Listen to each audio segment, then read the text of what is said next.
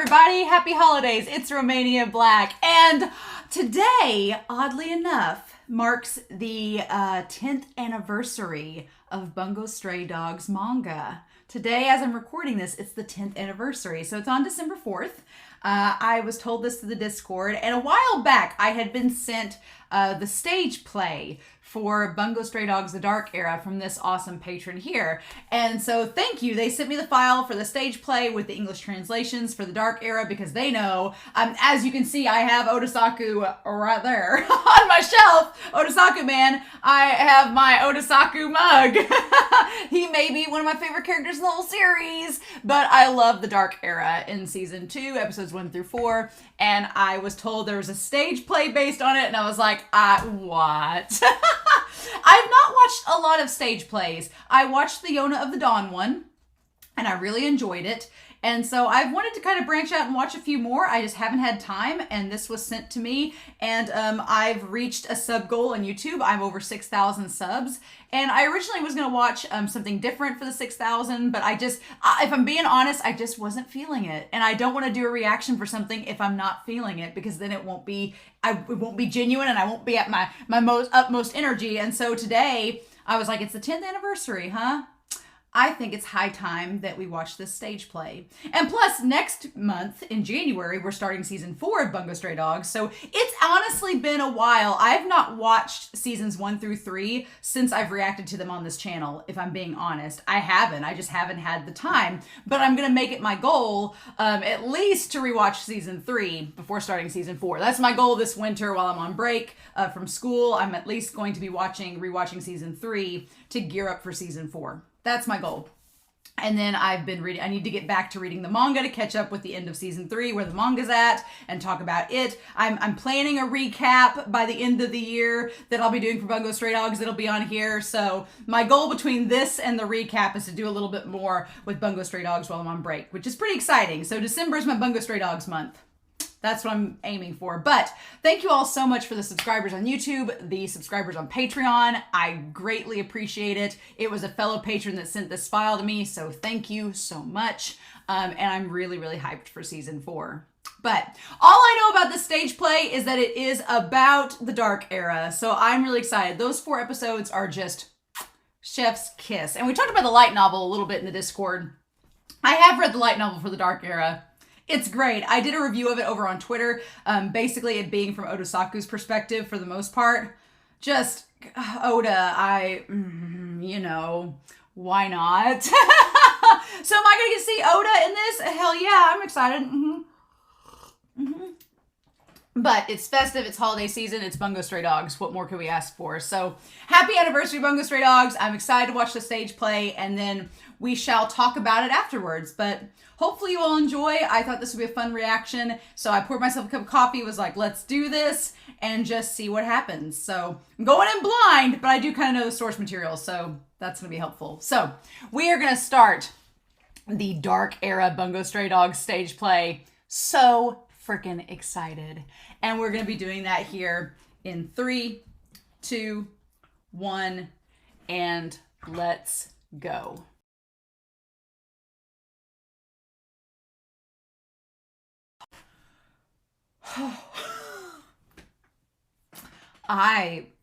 Yep. I told myself before sitting down and watching this, I was like, I'm not going to cry. Cry. I've seen this. I've read the light novels. I've seen these episodes. Why would I cry? I know it's gonna happen. And I don't know. I was doing good. I was doing real good. And then when Oda's actor, which is Taniguchi, because I'm looking at the part where we find out what he said to Dazai that was inaudible on stage, but is ripping my heart out at the seams. When Taniguchi's character is screaming, I was like, I got this. I know. You knew it was coming. You knew it was coming. Don't you get flustered by it. It's going to be okay. But the moment that he was like talking to those kids and he was so like happy, he's like, good night. Good night. I was like, because in the anime, it's so dead silent. Like it's played so dramatically where he's like, good night, Shinji. Good night, this. Like he's getting all amped up and everything. But here he's like, good night, Shinji. And then he starts like, it just, all the emotion wells up in him and he's like, good night, Sakura. And he's like crying. I was like, oh no. I was like, I can't hold it back anymore. I like stuff like that triggers me. And I'm like, and his actor, can we talk about this stage play? Oh my gosh. What a stage play. That was 2 hours, or it was really like an hour and 45 minutes, an hour 50 minutes. I think by the time they got done with the end credits, it was an hour and 50 minutes, and they did 10 minutes of the Q&A at the end. But it was an hour and 50 minutes. It did not stop. It was just one thing after the other, which if you think about it, in the anime, it's 4 episodes that are 20 minutes long, so it kind of is about the same runtime, right? Or 22 or 23 minute episodes. It's kind of about the same, right? And then you had your intro thing with Rampo, and you had your outro and everything. It all goes. It was a great set of episodes to adapt into a stage play because you can make it flow because you know in the anime how the story flows, but it also, there's so many things about this stage play they did right. I've been in plays before and I like to help out with some plays at the school that I work at. And so it's really cool. And I like looking at plays and theatrical productions. Whenever I go see a play, like at the school I work at, I always am looking at like the technical things, like how they do things on stage and how do they make this work and what, because if you've ever been in a play, you know what the other side of the curtain is like, you know, behind the scenes, how it's like to be an actor or an actress and how it is to like be part of the ensemble, to be part of the production crew, the stagecraft people, like, you know, like what goes into it. So I kind of like watching stage plays because I find myself, even if I know the story, like I did with this, seeing like, okay, how are they going to adapt that from the anime into this format? Because this is a totally different medium. They did so good with this. It wasn't a straightforward musical, which I liked. I feel like the Dark Era, the musical would not work. I was like, no. But they did have a couple songs, and they did play the actual theme music from the show because that tied everything. That whole thing with the Oda screaming and everything, just like right before you go into the third act. But several things they did in this were really well done, right? Like I love the idea of the way that the set is designed. The way the set is designed, you have all the pillars and you have the pages because Bungo Stray Dogs is all about different novelists and their characters are based on authors and their powers are based on their novels. So I like the idea that you had the different book pages making the pillars there. But I like that you not only had the book pages, but they also functioned as like a green screen almost. So they could project, or like a projection screen where they could do like the explosions and things like that. But it's clever because the way that the light hits the pages, it fragments it in a way that reflects off the actors and it kind of has this like ethereal sort of glow to it. It's a really effective special effect that is built into the set. And that's really freaking cool. But the whole thing with Ongo at the beginning, with Rampo at the beginning, at first with the actors and actresses playing like the props that were in his bag, at first I was like, it seemed a little goofy and I was like, is this going to be the whole play? But no, it was just a very clever way to do the please silence your phones, go to the bathroom if you haven't already, don't get up and disturb people. It was a very clever 5-minute introduction to get your audience settled down. And that way, if there are people still in the bathrooms during it, it gives them time to get to their seats before the play properly starts. I really like that. I thought that was clever. This was a very small ensemble. It was like 20 people. A very small cast for a long play like this. And I thought it was so cool how the president, Tanaka, he was also the one that played the chef that was at the orphanage with the kids. So he got to be a double role there. So he got to double dip. But then major props to the people that were in black the entire play. Major props to them because they not only were playing the objects like in Rampo's bag, but they were also playing the mimic. They were playing the government agency force, and they were playing the kids. They were playing like 4 roles in this play. And to memorize and do choreography and do all those movements, that was crazy. I was like, oh my gosh. And then Oda, the actor Taniguchi who plays Oda, the physicality that he has to do throughout the entire production, like he was pouring sweat, because that's like just to be able to have to move and be that physical throughout the whole play, insanity. And to just go nonstop, because he's in nearly every scene, with the exception of when Mori and Dazai are talking, and when Ongo and the president and Mori meets. With the exception of those scenes, he's in every other scene. I'm like, that's crazy. And he gave such a good performance. But I love that. I love using on the stage the idea of the circular part of the stage that most stages have that are professional, that you can use that to your advantage. Like if you show characters pacing or walking, you can use it for dramatic effect to keep it from being like a static scene. I really liked that. The bar looping, like what was really cool about this stage play is that it was extremely minimalist. There were literally hardly any props. Everything that was a prop was something that either the other actors that were the people in black controlled, or it was a fixed prop like the bar. But otherwise, it was all, like nothing was stationary or had to be moved in and out, or the actors found clever ways to pick up objects and move them without it being distracting. Like that, I was so impressed by that. That was so good. But then the casting for this play, everyone was cast perfectly. The girl, I did think that Rampo was a little more, the actor playing Rampo was a bit more like animated and energetic and kind of childish than the Rampo in the anime, but Rampo in the anime is kind of childish too. So I guess he did play his part well. I'm pretty sure the actor playing Hirotsu was a younger actor that just had all the makeup on, which for the physicality kind of makes sense. But I liked the idea of Geed and his powers. Like they'd show like the splotches of writing on the wall from the blood. I liked that. I want to go find a picture of Hirotsu. Yeah, Hirotsu as an actor, he is, yeah, you can see Hirotsu on here. He's not that old. It's like makeup making his wrinkles and stuff. He's a young actor that is just dressed, that is just has some makeup to look older. Dazai's actor was great. He sounded like Miyano Mamoru. But he had that ability to be really childish and then it turn on a dime and him be super serious. The scene at the very end with him and Oda, I'm glad Oda grabbed the bandage and like ripped it off. I wasn't a fan of the cigarette. I thought the cigarette was okay, but I almost wish they hadn't done it because it took away from the flow of the scene, if that makes sense. So I almost wish they hadn't had the cigarette. I don't think it's in the anime like that. Mori's actor, brilliant. Mori's actor having to play, like Dazai, someone that's super comical and goofy and over the top, but then can be sinister like in an instant. And them cheekbones cut in glass, am I right? I absolutely loved it. Ongo's actor was great. Oda stole the show, which Oda's actor had the most to do, but Oda's actor stole the show. You know what? I was sad we didn't get Octagawa. But here's the thing. I'm trying to be spoiled and have my cake and eat it too.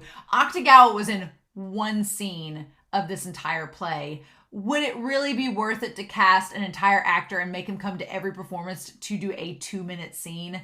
No, it would not be fair for them to do that. It's not needed. They kind of cut out Octagawa in the other scenes because he's not really needed, right? As much as I like Octagawa and I thought he was going to be like a fan service cameo, but logistically it doesn't make sense to pay an actor for 2 minutes of screen time every single performance unless that same actor doubled up as another one of the members. They could have done that. They could have had Octagawa's actor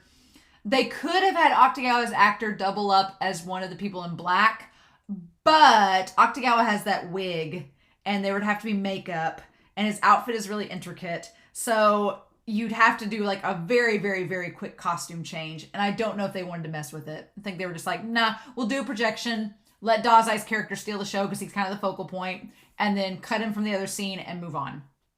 It's sad because I really was expecting the crowd to be like, oh my God, Octagawa, but he's not in this. I eventually would love to see Beast. I would love to see Beast as a stage play. It would be curious. I'd have to poll Patron if they'd want me to watch Beast as the stage play before reading the manga or the novel.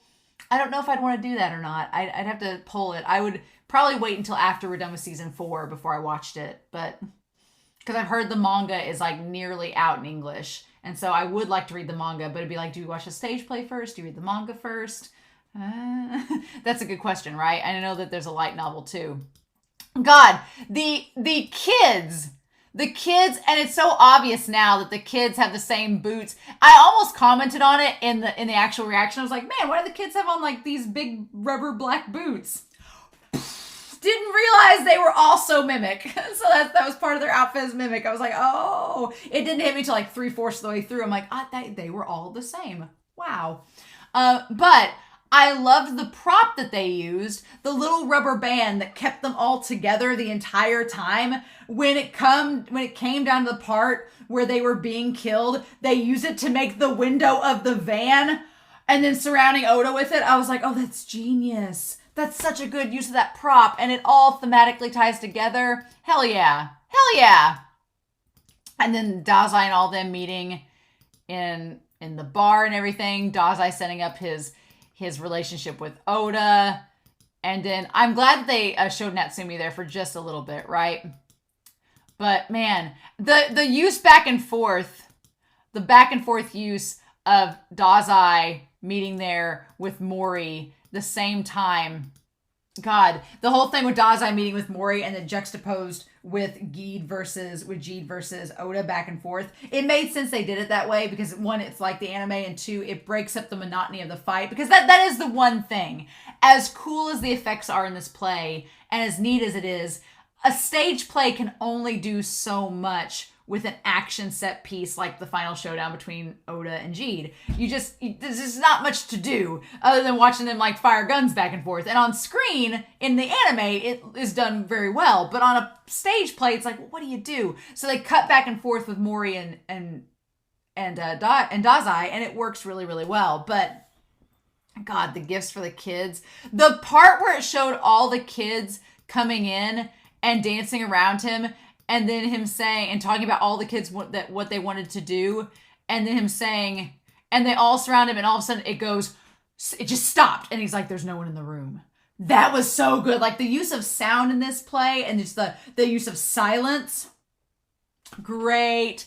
And then as they're talking about the truck and everything, and all the characters are surrounding them, I love that Dazai's like sitting in the corner watching it all happen. You see the driver from Mimic. I love the use of Elise and Mori with the van and the truck, because it's a nice little foreshadowing to the audience that it was Mori responsible for it all, for setting it up. And then the fact that Ongo is, while Oda is doing all of the actions, Ongo is narrating Oda's actions and what he's doing. Because yeah, it's hard enough. Oda does like so much physical stuff during that moment. If you can imagine trying to like talk at full volume while you're running back and forth, you'd be exhausted in that 5 minutes. So having Ongo animated and narrating it while Oda's doing it, it's great. But yeah, the part where he like he slowly, calmly narrates what was happening, and then he screams, oh my God. And then him slowly putting on the gear and stuff while he's happy, and then lighting the cigarette with the bar Lupin. I lost it. I was like, I'm actually crying during this stage play. What is even happening? Oh my God, what is even happening? But God, it was so brutal and sad. Oda's actor did such a good job. And Dazai, and then Dazai and him confronting each other, and him telling Dazai, he's like, I wanted to be a novelist, but now I can't. It's like, you all know that I ship Dazai and Oda hardcore. I mean, I ship Dazai and Chuya. Chuya is the next ship after Oda leaves. But, and do I ship Dazai and Chuya more than Oda and Dazai? I don't know. I almost do. Oda's like one of my favorite characters, if not my favorite character in the whole series.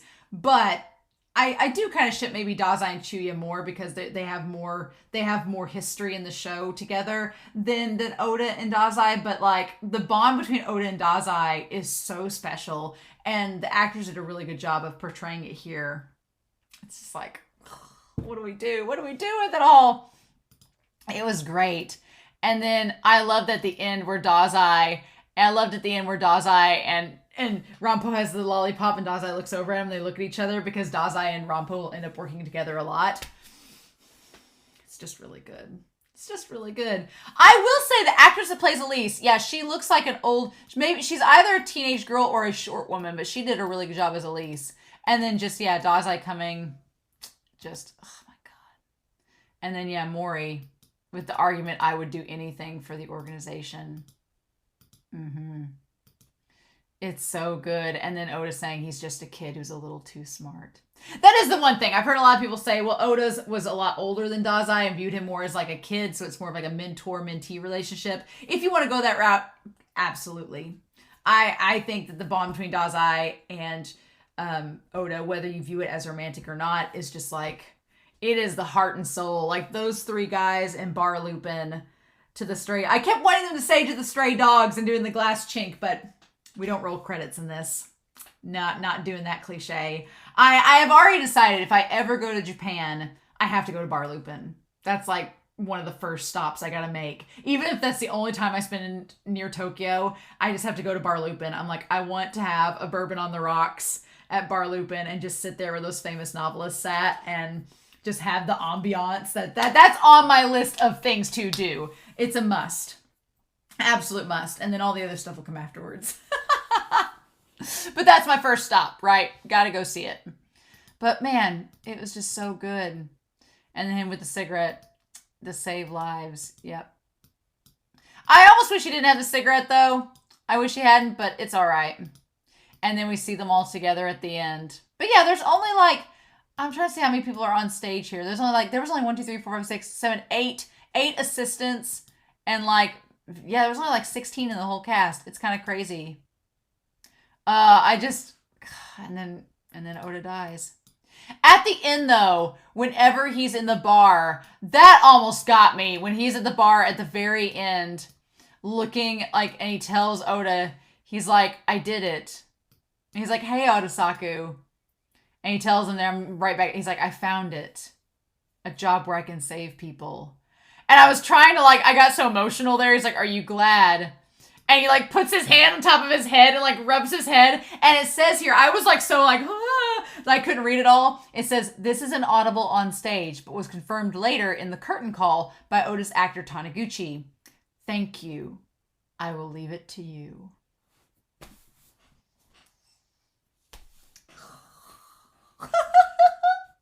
It's so good. And Dazai's actor getting so sad about it.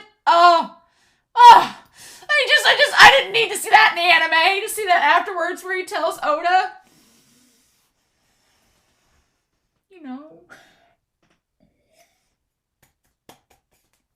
So damn good. So damn good. And the actor that played him did a really good job too. That was absolutely wonderful, and I loved it so much. It went by so much faster than I thought it would, honestly. I won't lie. When I saw that this was 2 hours and 2 minutes, I felt really daunting. Because I was like, Because, sometimes with any play that is over an hour long, you wonder, you're like, is it going to drag? Because here's the thing. Watching a stage play on a computer screen is very different than experiencing it in the audience. It really is. And I would love to have seen this in person because just the energy and everything, it would have been so different. But it's fine. I was really happy with this stage play because it kept the energy up. It was fast paced. It did not drag at all. It was one after the other. And even if you knew what was coming plot wise, the actors did such a good job of portraying their characters and doing it in a way that was really fun and interesting. So yeah.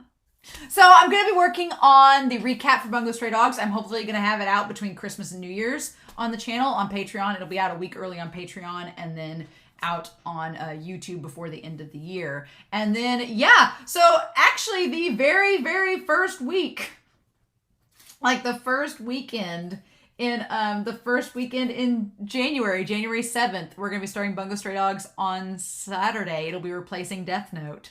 I'm going to be watching one thing of Death Note.